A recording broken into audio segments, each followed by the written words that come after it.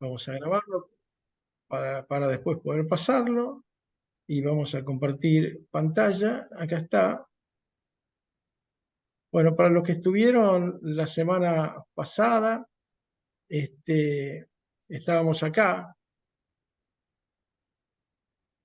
Esta fue la última diapositiva que habíamos visto, ¿sí? Y habíamos quedado acá. Si debería ser, ¿alguien me puede decir si me están escuchando? Sí, doctor. Ok, Sí, perfecto. perfecto. Sí, Sí, sí, se sí. escucha. Habíamos hablado de que si debería o no ser tenía en cuenta la realineación de la articulación subastragalina, dado todo lo que habíamos visto que ocurría cuando estaba inestable y cuando producía un colapso del arco longitudinal interno. ¿Sí? Entonces habíamos dicho que sí. ¿Y para qué? ¿Por qué?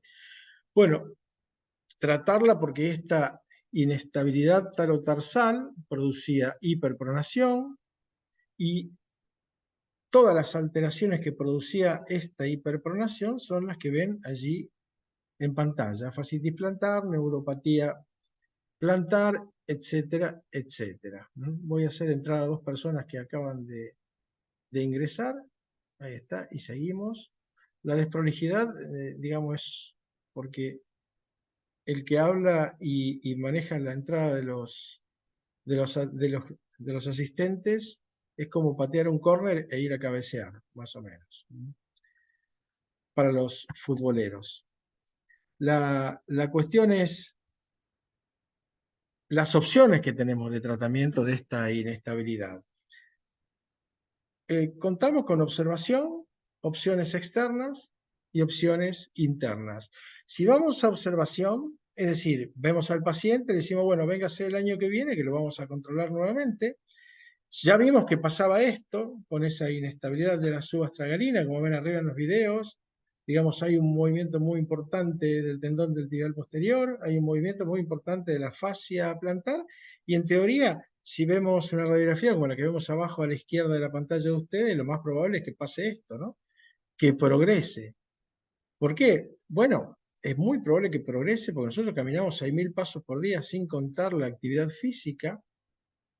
Y si nosotros vemos la cantidad promedio de pasos realizados en una vida, vemos que a un tipo como Lautaro, que tiene 60 años, lleva caminado 108 millones de pasos, pero si contamos que Lautaro además ha corrido como 25 maratones de 42 kilómetros, tendría muchísimos más pasos que esos. Es decir, todo lo que ocurre en una inestabilidad de la subastragalina genera microtraumatismos que a la larga se van a sumar y van a generar traumatismos muy importantes y alteraciones muy importantes. Es decir, que para nosotros la observación, es decir, decirle a una adolescente como la que ven allí, volvé a los 40 años y si tiene antecedentes de hallux valgus va a tener un pie como el que están viendo ahí, y a los 70 un pie muchísimo más complicado.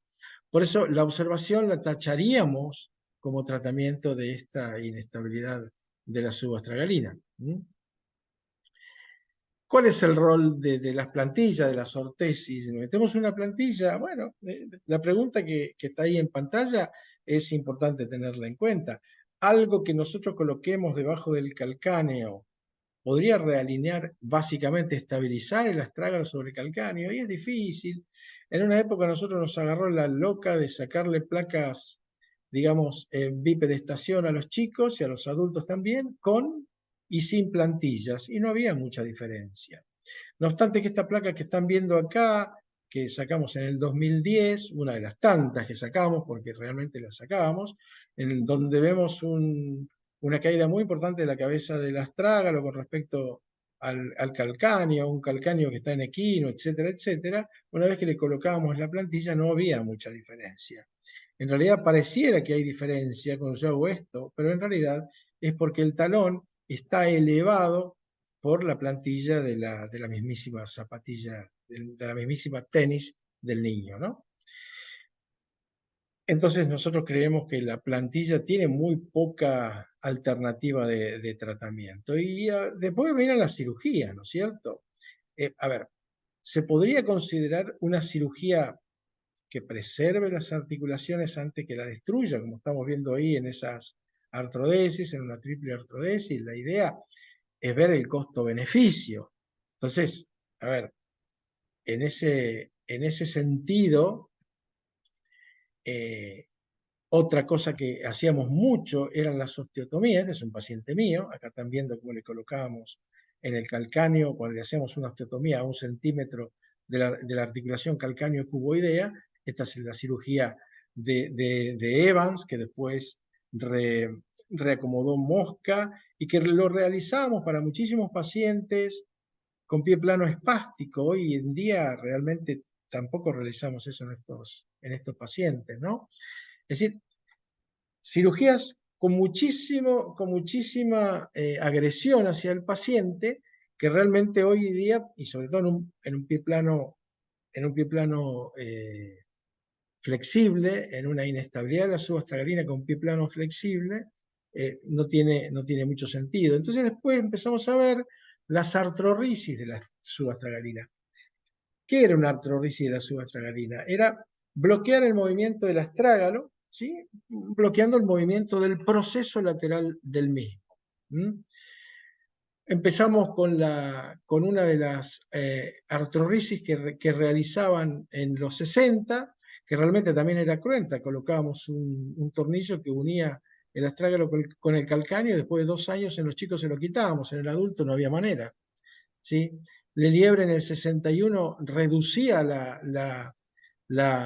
digamos, desalineación de la subastragalina, es decir, reducía la relación entre el astrágalo y el calcáneo, y colocaba una grampa. Acá el doctor Ceruti, un gran conocido de todos nosotros, lo realizó durante 20 y pico de años, con buena evolución, por supuesto en chicos, y por supuesto 2 o 3 años después que corregía, le quitaba la grampa. ¿Por qué?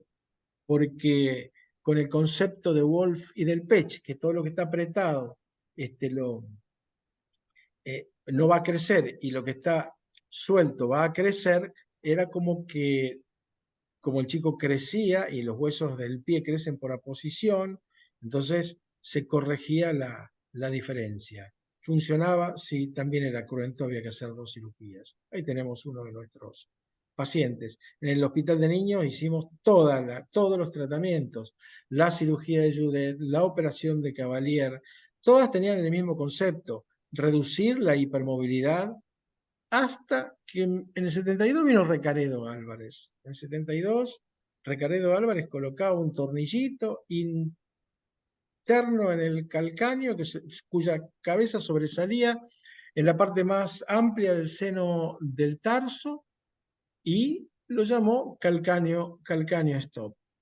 Nosotros en el 95, con el doctor Fernández, acá de la ciudad de Rosario, fuimos a Madrid a un curso que hizo el doctor Tomás Speldegui, en ese momento era el jefe de servicio del Hospital del Niño Jesús, y lo aprendimos. Luego vino el italiano Pisani, de la zona norte, que lamentablemente ya falleció, el doctor Giacomo Pisani, que colocaba el mismísimo tornillito de calcáneo stop y le agregaba una cabecita de silicona para que no dañara, decía él, al astrágalo. El objetivo era este, como ven en pantalla: detener la progresión anterior del proceso lateral del astrágalo. El proceso lateral del astrágalo es esto que está acá, que cuando la cabeza del astrágalo se va hacia medial y hacia plantar y rota, se mete en la parte más amplia del seno del tarso. Entonces, colocando el tornillo acá o lo que pusiéramos, y Recaredo Álvarez decía que si ponían una chinche acá o una cosa, lo que pusiera, funcionaría. En realidad no era tan así, pero la idea era importante porque era mini-invasiva, le permitía al paciente caminar enseguida, etcétera, etcétera. Pero funcionaba bien para los pacientes pediátricos. Algunos de los colegas acá en Rosario lo siguen usando con muy buen criterio, pero también con muy buen resultado. Se colocaron distintos tipos de materiales: plástico, hidroxiapatita, etcétera, etcétera, etcétera. Quiero aclarar que no es una artrodesis tipo Grace, era una artrorrisis. Viladot en el 75 puso esta copita que era de silicona, que se colocaba también por lateral. La parte más amplia de la copa quedaba lateral y la otra parte quedaba medial, y en la parte medial se suturaba esta parte. En realidad nosotros también la usamos bastante tiempo, los chicos gorditos pisaban y la copita de silicona se salía, se extruía. Realmente no sabía, porque además estábamos vaciando el seno del tarso de todas las terminaciones que tienen una sensibilidad propioceptiva. Entonces no funcionaba por propioceptividad, sino que funcionaba mecánicamente, y la silicona no funciona cuando es un chico grandote, era imposible. Luego vino la de Giannini, que era un tarugo que se colocaba también en la parte más grande del seno del tarso, en la parte más lateral del seno del tarso, es decir, la colocaba acá, y después le colocaba un tornillo para que bloqueara el movimiento. En realidad, esta artrorisis empezó antes de lo que es Hypercure, antes de colocarla. Fíjense que el seno del tarso tiene forma de embudo, con una parte más amplia lateral y la otra, entre la faceta media y la faceta posterior de la subastragalina, va colocada acá. La que están viendo allí en pantalla, donde está colocada, cumplía este efecto, ¿sí? Como ven, hace este movimiento y esta otra hacía esto otro. Fíjense que el famoso, esta zona chocaba en teoría aquí y hacía un movimiento y hacía un tratamiento mecánico, pero a la vez, como aquí hay muchísimos receptores propioceptivos, funcionaba con un mecanismo doble. El problema era la inestabilidad de esta endortesis porque estaba colocada en esta zona. Además, bloqueaba la pronación, pero no ejercía ningún efecto sobre la supinación, por lo cual los pacientes que tenían múltiples esguinces. Cuando aparece en el 2004, esta endortesis extraósea va colocada en la parte más medial del seno del tarso. No va acá, va allá adentro. Si nosotros vemos esta endortesis que va colocada allí, el proceso lateral del astrágalo no ejerce ninguna función sobre la endortesis, ¿sí? Y esto transforma el espacio negativo y anormal del seno del tarso en un espacio normal y positivo. Por lo cual todavía existe pronación y supinación normal cuando nosotros lo colocamos y le colocamos la medida justa que tiene que ir en ese paciente, que después voy a explicar cómo hacemos para saber cuál es. Tenemos varias charlas sobre esto, y es muy importante el tema de cómo lo colocamos y cómo sabemos cuál es la que colocamos y si la que la colocamos está bien. Acá tenemos una de las que funcionaba antes. Observen que el movimiento de la subastragalina es muy parecido a lo que ocurría antes de colocar esto. Esta es una tipo 1, la que iba colocada, como les decía, en la parte más abierta del seno del tarso, ¿sí? Y acá estamos viendo cómo cuando colocamos esta, que va en la parte más medial del seno del tarso, en un pie como este, que está muy inestable, observemos cómo el escafoides cae prácticamente a la misma altura del cuboides o más, cómo rota, cómo se mueve la cabeza del astrágalo por sobre el calcáneo, se adelanta además, y aquí, una vez que está colocado, el movimiento es muy, muy, muy sutil.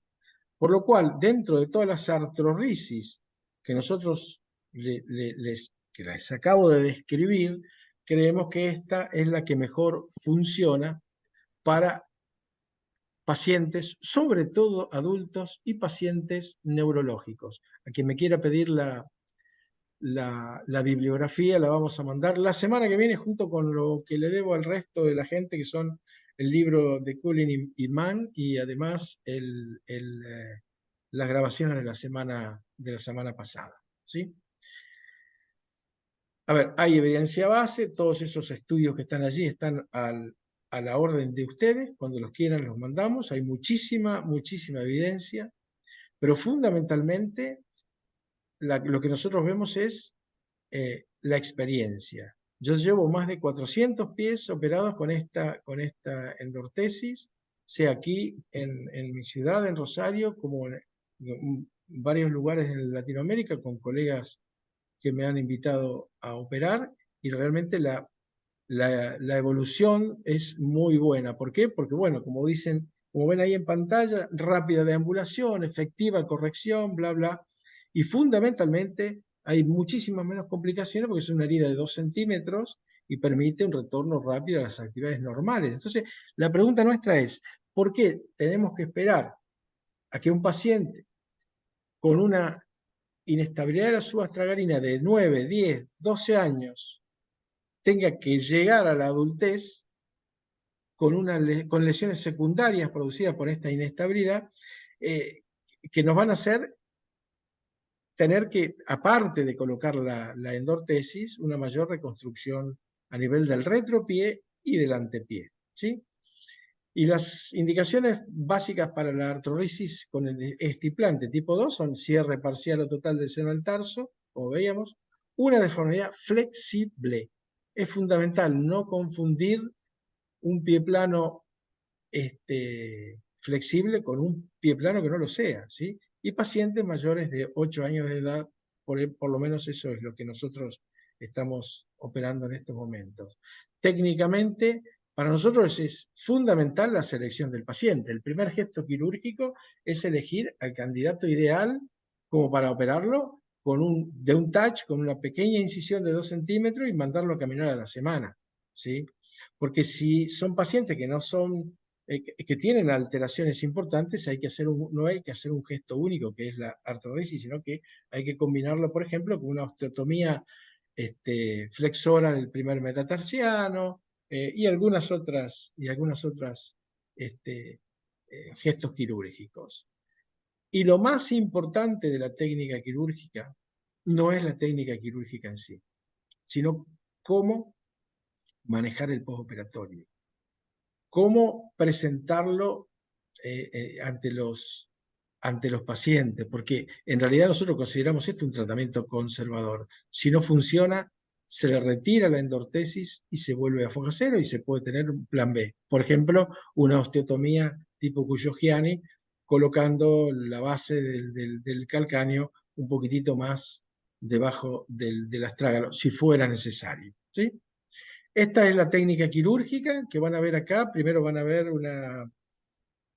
bueno, ahí nosotros localizamos el peroné, fíjense esto, lo voy a parar acá, localizamos el tubérculo lateral del calcáneo y allí en el medio, teniendo cuidado de no ir para arriba para no lesionar algunos nervios y no ir para abajo para no lesionar los tendones peróneos, hacemos la incisión, una incisión de no más de 2 centímetros, ¿sí?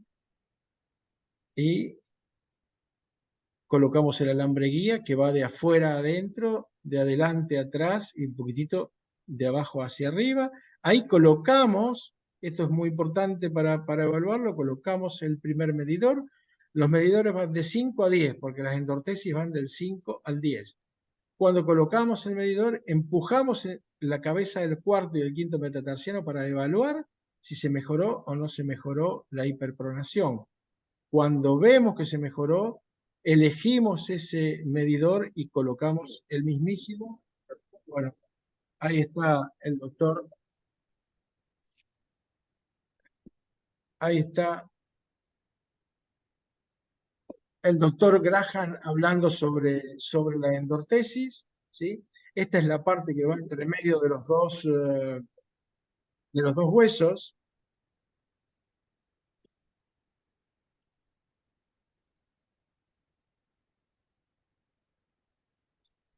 Aparte de que es extraarticular, que va colocado en la parte más fina del seno del tarso, noten que acá está la parte más ancha en donde iban el resto de las artrorisis cuando nosotros realizábamos o cuando muchísimos colegas realizaban otro tipo de artrorisis. ¿Sí? Seguimos.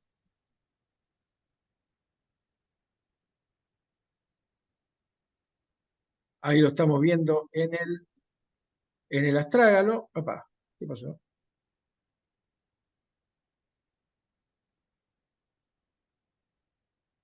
Perdón. Ahí está. Bueno, ahí lo estamos viendo en el calcáneo, ahí está en el talus, ¿sí? Fíjense, de nuevo, esta es la parte más ancha, no va ahí, va justo exactamente en la parte más... Aquí estamos viendo la cirugía, marcamos las dos cosas que les dije antes, el peroné, marcamos el tubérculo anterior, el lateral del calcáneo, y ahí realizamos la infiltración. Bueno, está la cuestión del sonido que la vamos a tener que soportar hasta que termine porque me olvidé de sacarle el sonido. Hacemos la infiltración, como están viendo allí, hacemos la infiltración con bupivacaína y lidocaína en todo el seno del tarso, antes de realizar la incisión. En los adultos lo hacemos solamente con este tipo de anestesia. En los niños, obviamente, hacemos una sedación. Noten cómo va la aguja en la misma dirección que va a ir ahora el, el alambre guía. Esta es la incisión entre el maleolo peroneo, entre el tubérculo lateral del calcáneo y, a ver, por encima hay que tener cuidado con estas ramitas sensitivas del tibial anterior y por debajo hay que tener cuidado, obviamente, con los tendones peróneos. Una vez hecha la incisión, vamos a hacer un corte del ligamento interóseo. Cortamos el ligamento interóseo para poder después colocar la endortesis y cuando esté colocada allí, que la parte que sobresale, la parte que suele quedar cortada del ligamento interóseo, envuelva y el hematoma envuelvan a la endortesis para que no se protruya. Ahí estamos colocando, como ven, en la dirección en que va el alambre guía. El alambre guía va dirigido al maléolo medial. Entra por esta incisión y va al maléolo medial. Por eso, en general, la mano izquierda, o la mano que no opera del operador, va a tocar el maléolo tibial para poder dirigirlo hacia allí. Esto es un tip muy importante de la cirugía. Una vez que colocamos el alambre guía, vamos a colocar de 5 hacia arriba todas los medidores y vamos a medir, fíjense, con el dedo pulgar empujamos allí para ver si corrige o no corrige la hiperpronación. Esta no la corrigió, este es un adulto, como verán. Sacamos y ponemos otra. Ahí nos gustó cómo quedó. Entonces le vamos a poner ese, que creo que era un número 6 o un número 7, no lo recuerdo bien. Sacamos el medidor y ahora vamos a colocar la endortesis. La endortesis que lleva el mismo número digamos, del medidor que nos dio una buena corrección de la hiperpronación intraquirúrgicamente hablando. Ahí lo colocamos el roscador, entramos y una vez que entró le damos 3 o 4 media vueltas, ¿sí? No tenemos que sentirlo como si fuera un tornillo que nosotros colocamos en cualquier hueso. No va, digamos, colocado como si fuera en un tornillo de los que colocamos en cualquier tipo de osteosíntesis. Aquí vemos algunos de los operados. Este es un chiquito con un retropié muy, pero muy valgo y muy pronado. Esto es apenas operado con una muy buena corrección. Vemos otra visión. Fíjense cómo está colapsado el arco y cómo mejora allí. Esto lleva muy poco de operado. Si vemos acá, vemos hasta los puntos de sutura de este pie, que es el que operamos recientemente. Ahí vemos cómo se corrige el arco longitudinal interno. Y ahí vemos la radiografía. Veamos cómo la caída del escafoides, que está muy cerca del cuboides, aquí se corrige, como el eje longitudinal en la radiografía de perfil del astrágalo va hacia abajo con respecto al primer metatarsiano y aquí lo sigue perfectamente, cómo se corrige el equinismo que tiene sin realizar tenotomía ni ninguna maniobra sobre el tendón de Aquiles. Este es un paciente adulto que tenía este pie porque se le había roto el tibial posterior, tenía mucho dolor acá, es una persona de casi 80 años. Aquí nosotros le hicimos hacer, digamos, esta maniobra la hacemos siempre en el consultorio, que la persona pueda recrear el arco de manera activa. Si nosotros recreamos el arco, le hacemos que recree el arco y queda de esta manera, nos aseguramos que pueda tener éxito la cirugía. De hecho, aquí está operado y ahora tiene un buen arco y tiene una buena alineación entre la pierna y el pie. Esta es la radiografía que nos dice que ha mejorado muchísimo la relación en la radiografía anteroposterior entre el eje longitudinal del astrágalo y el segundo metatarsiano. No ha corregido 100%, pero esto es mucho mejor que nada. Vean cómo ahí se cierra la relación astrágalo-calcánea. Lo mismo acá.